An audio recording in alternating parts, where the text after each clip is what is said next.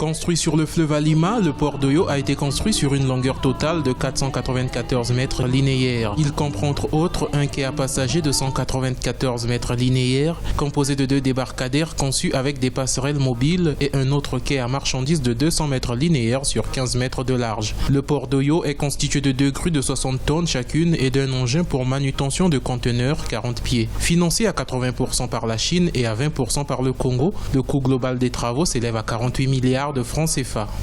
Situé sur l'Alima, au carrefour des actes multimodaux, desservant la République gabonaise, la République du Cameroun, la République du Congo, la République démocratique du Congo, la République centrafricaine, est certes un port fluvial, mais un outil de développement et d'intégration dont l'impact socio-économique sera certain.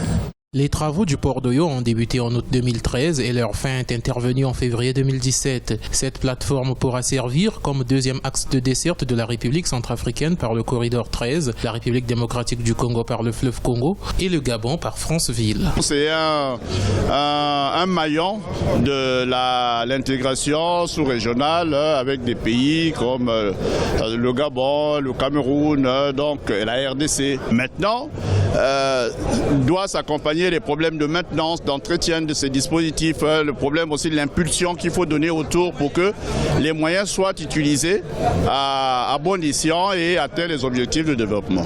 Notons que ce projet intègre parfaitement le schéma régional d'aménagement du territoire adopté par la conférence des chefs d'État de la CEMAC de Djibouti en Guinée équatoriale qui avait encouragé l'opérationnalisation des plateformes qualité-innovation. Le nouveau port possède des atouts environnementaux au kilomètre parcouru. Ce dernier représente à peine le quart des émissions d'un véhicule sur une route.